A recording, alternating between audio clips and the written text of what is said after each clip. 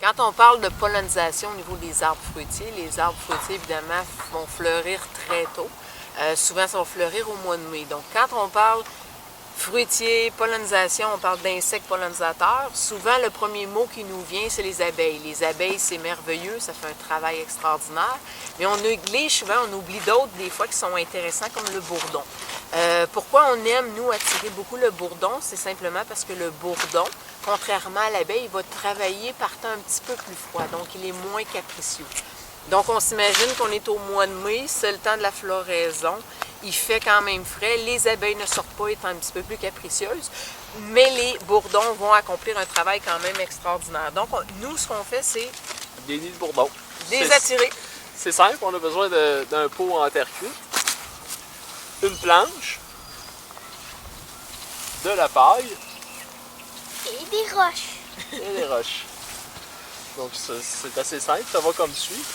Donc on creuse un trou pour pouvoir insérer le pot à l'intérieur, mais qu'on ne l'enterre pas au complet. Il doit dépasser là, quelques pouces là, du niveau du sol. Donc on va remplir le pot. On met du foin ou de la paille, un des deux. On va le mettre à peu près aux 3/4. Comme ça. Puis on vient le tourner à l'envers. Donc on s'imagine une bourdonne, donc la femelle bourdonne, qui elle n'est pas morte durant l'hiver. Elle a été fécondée et quand arrive le printemps, elle a besoin d'un endroit. Souvent, ils vont nicher dans des trous de mulot. Mais là, nous, on va lui faire vraiment un abri de cette façon-là. Donc, le pot de terre cuite va dépasser du niveau du sol. On va mettre des roches juste à côté qui vont vraiment dépasser le niveau un petit peu plus haut. Parfait.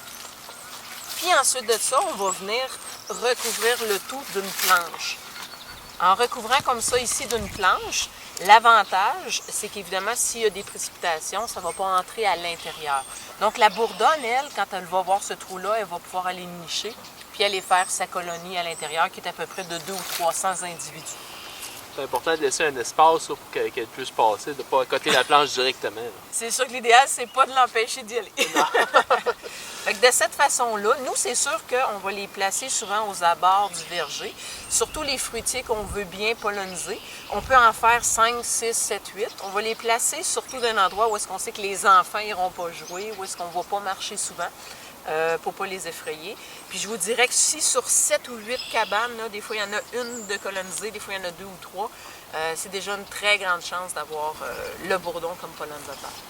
Parce que si les abeilles ne sortent pas, eux autres, des fois, ça peut faire toute la différence entre je vais savoir des fruitiers cette année parce que lors de la floraison, il ne faisait pas très chaud, mais avec des bourdons, ça fait toute la différence.